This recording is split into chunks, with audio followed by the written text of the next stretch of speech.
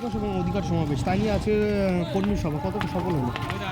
দেখেন, আমরা মানুষকে বলেছি যে 21শে জানুয়ারি যে এবারের ৫৫তম যে দলের প্রতিষ্ঠা দিবস, সেই প্রতিষ্ঠা দিবস দলের শুধু উদযাপন নয়, বাংলার খেটে খাওয়া মানুষ, জাত ধর্ম বর্ণ নির্বিশেষে সমস্ত স্তরের মানুষের যে অধিকার অধিবেশনে ডাক দিয়েছেন ভাঙড়ের বিধায়ক তথা ইন্ডিয়ান সেকুলার ফ্রন্টের চেয়ারম্যান পীরজাদা নওশাদ সিদ্দিকী মহাশয়, সেই নিরিখে তানারই ভাঙড় বিধানসভার অন্তর্গত চালতাবিড়া অঞ্চলে আমরা একটা কর্মসূচি করেছি।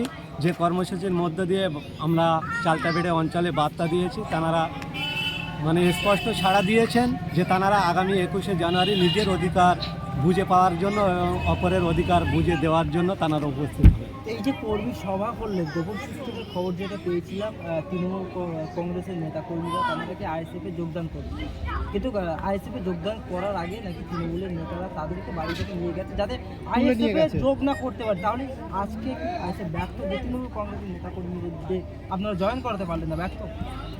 তাহলে আপনি একটা কথা ভাবুন যে আইএসএফে যদি কেউ যোগ দিতে চায়, তাকে যদি কেউ বাড়ি থেকে তুলে নিয়ে যায়, আইএসএফ কোনোদিন ব্যর্থ হয়?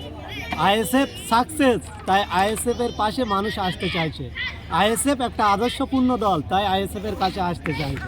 তৃণমূলরা চাইছে না যে আমাদের কোনো কর্মী ওই দলে চলে যাক, কেননা তারা জানে তারা কিছু রাজনৈতিক কারবারিরা আছে যারা কিনা নিজেদের স্বার্থ চরিত্ররা বাড়ানোর জন্য, নিজেদের গাড়ি বাড়ি বাড়ানোর জন্য তারা নিজেদের অধীনে রাখতে চায়। এই সমস্ত মন্তব্য আমরা করতে চাই না। তারপরে আপনি বললেন বলে বললাম, আমরা ও নিয়ে ভেঙে পড়ি না। কে আসবে কে যাবে রাজনৈতিক দল ব্যক্তিগত ব্যাপার। যে অধিকার সংবিধান দিয়েছে, সেই সংবিধানের অধিকার স্বীকৃতি মানুষ নিজের ইচ্ছা শক্তি প্রয়োগ করে। তবে কি এখনও এ রাজ্যে বা এ দেশে এখনও নিজের কোনো একটা নিজের অধিকার নেই? সে তৃণমূল কংগ্রেসের আইএসএফে যোগদান করছে বলেই তাকে বাড়ি থেকে তুলে নিয়ে যাওয়া হচ্ছে। ঠিক আছে, শুধু এই রাজ্যে নয়, আমরা দেখেছি ভাঙড় সহ গোটা পশ্চিমবঙ্গে যেখানে যেখানে শাসকের বিরুদ্ধে অত্যাচারিত মানুষ যখন নিজেদের একটা প্ল্যাটফর্ম তৈরি করে, এই শাসক দল যারা ভুরি ভুরি মিথ্যা প্রতিশ্রুতি দিয়ে বাংলার মসনদটাকে দখল করে রেখেছেন, এই শাসক দল তাদের থেকে বিরত করে দেয় যাতে কিনা অন্য একটা প্ল্যাটফর্ম তৈরি হয়। তাই আমি বলবো, বাংলার শুভবুদ্ধি সম্পন্ন মানুষ, আপনারা জানেন রাজনৈতিক সচেতনতা আপনাদের প্রয়োজন, আপনারা সেটা অর্জন করুন এবং বাংলাকে সুরক্ষিত রাখার জন্য দায়িত্ব আপনারা নেন। দাদা, পাশের এই যে গ্রামে বক্তব্য দিলেন বা এই গ্রামে মিটিং হলো, এটা হচ্ছে তৃণমূলের সপ্তাহকাঠি বলে বারবার পরিচিত হয়। আর সেই ময়দানে মিটিং করে দেখালেন 21শে জানুয়ারি উদ্দেশ্যে কি বার্তা দেবেন মানুষের জন্য? যে মানুষের যে ভিড়, কি বলবেন এত চাপের পরেও? দেখো, একটা জিনিস, শক্ত ঘাঁটি বলে কারো কোনো ঘাঁটি হয় না। বাঘ যেখানে যায় তার ঘাঁটি সেখানে সে গেড়ে নেয়, তো সেইটাই ব্যাপার। আর আইএসএফ চালতাবিড়িয়া অঞ্চলে ছিল, আছে এবং যতদিন আইএসএফ থাকে ততদিন চালতাবিড়িয়ায় থাকে।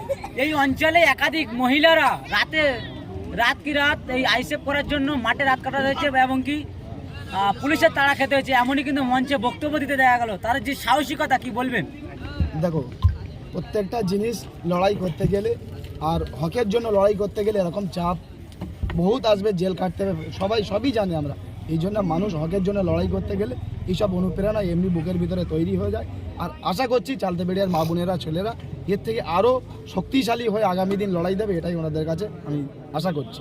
এই যে পুলিশের চোখে চোখ রেখে মহিলাদের যে লড়াই, যুবকদের সাথে সাথে মহিলাদের, এটা কি বলবেন? এই যে সাহসিকতা বা ভাঙড় আরও একটা নতুন পথ দেখাচ্ছে, কি বলবেন? ভাঙড় সবসময় পশ্চিমবাংলা মানুষের পথ দেখায়, আর এটা নতুন কিছু না, তো আগামী দিনেও দেখাবে। আর আমাদের মা বোনেরা যেভাবে ঐক্যবদ্ধ হচ্ছে, আশা করছি আগামী দিন আরও আমাদের সংগঠন শক্তিশালী হবে। 21শে জানুয়ারির উদ্দেশ্যে কি বার্তা দেবেন সাধারণ মানুষের বা পশ্চিমবাংলা মানুষের? 21শে জানুয়ারি শুধু আমাদের পার্টির প্রতিষ্ঠা দিবস বলে না, আমাদের ব্যানারটা দেখতে আমাদের ভাইজান কি তার নীতি আদর্শ, সেই হিসাবে আমাদেরকে প্রস্তুত করতে হবে। এটা দল বল নির্বিশেষে, এটা হকের লড়াইয়ের জন্য আমাদের ধর্মতলায় যেতে হবে। কোনো দল, আমি কি দল করি কি সাধারণ মানুষ, কেন সাধারণ মানুষের হকের লড়াইয়ের জন্য আজ আমাদের নওশাদ সিদ্দিকী ভাইজান এই ডাক দিয়েছে, সেরা দিনটা আমাদের প্রতিষ্ঠাতা দিবস। ওই জন্য সবাই মানুষকে আহ্বান করছি যে দলে দলে আসুন, আমরা ধর্মতলার জমিনে ভাইজানের মুখে ভাইজান কি বলতে যাচ্ছে, তার প্রতিবাদী যে কণ্ঠ, সেগুলো মানুষের আমরা 21শে জানুয়ারি কি অধিকার সমাবেশে মহিলারা কি থাকবে? দেখো, দেখো প্রথমত মহিলারা তো অবশ্যই থাকবেন, কিন্তু আমরা সেই হারে মহিলাদেরকে নিয়ে যেতে চাই না, কেন দূরত্বটা অনেক, সন্ধে হয়ে যায়, ফিরতেও মানুষের কষ্ট হয়। কেন দিদি তো কলকাতা থেকে লন্ডন বানিয়েছে, কিন্তু কলকাতার গেলামগুলো তো উনি একবারও ফিরে তাকান না কি অবস্থা। তো সেই ক্ষেত্রেও আমরা মহিলাদের বিশেষ করে নিয়ে যেতে চাই না, তবে চেষ্টা করবো যতটা হয় আমরা নিয়ে যাবো মহিলাদেরকে।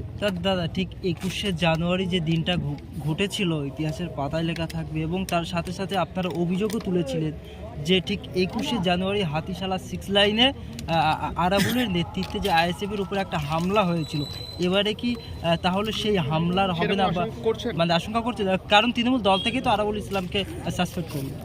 দেখো হামলা হোক, দুষ্টু গরু যারা দুষ্টু হয় তারা দুষ্টু মুখ তাদের নিয়ে সবসময় থাকে। আমরা চেষ্টা করবো যে ঝামেলা যাই হোক না কেন আমরা এড়ানোর চেষ্টা করবো, কেন আমাদের নওশাদ সিদ্দিকী ভাইজান বাস্তব বলছি কোনো দিনের জন্য এসব পক্ষপাতী না। যদি সেরকমই হতো নওশাদ সিদ্দিকী ভাইজান এখানে আসতো না। আমরা নিজেদের রাগ অভিমান ভুলে আমরা ধর্মতলার জমিনে যাব, তাতে যতই বাধা আসুক যা আসুক, আমরা কোনো ঝামেলার পক্ষে না, ঝঞ্ঝাটেরও পক্ষে না। এই যে বিধায়ক ছাড়া আজকে যে এই জায়গায় একটা সভা করলেন, কি বলবেন? দেখো আমাদের বিধায়ক এটাই স্বপ্ন দেখে যে আমার ছাড়া ওরা তৈরি হোক, আমার ছাড়া ওরা চলতে শিখুক।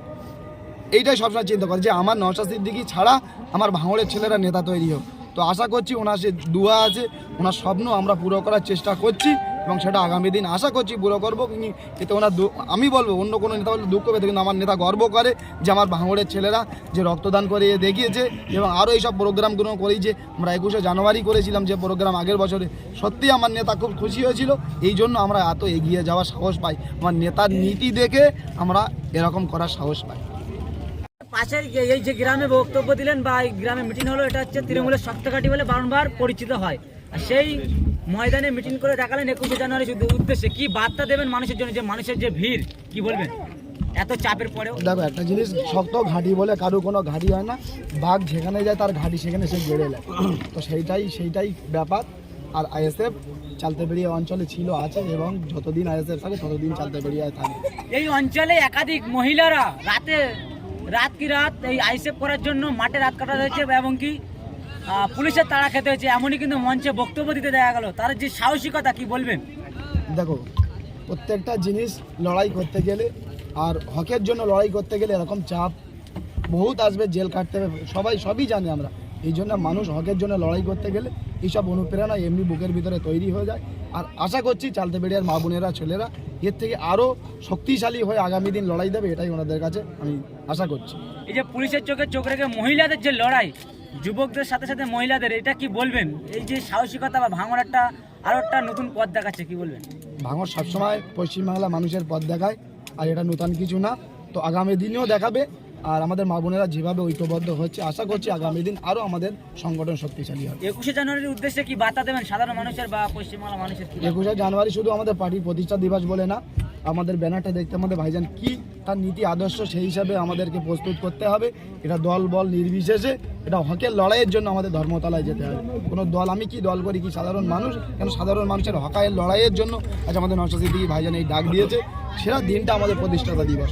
ওই জন্য সবাই মানুষকে আহ্বান করছি যে দলে দলে আসুন, আমরা ধর্মতলার জমিনে ভাইজানের মুখে ভাইজান কি বলতে যাচ্ছে তার প্রতিবাদী যে কণ্ঠ, আমরা সেগুলো মানুষের আমরা শুনি এবং উপস্থাপন করি। 21শে জানুয়ারি কি অধিকার সমাবেশে মহিলারা কি থাকবে? দেখো প্রথমত মহিলারা তো অবশ্যই থাকবেন, কিন্তু আমরা সেই হারে মহিলাদেরকে নিয়ে যেতে চাই না, কেন দূরত্বটা অনেক, সন্ধে হয়ে যায়, ফিরতেও মানুষের কষ্ট হয়।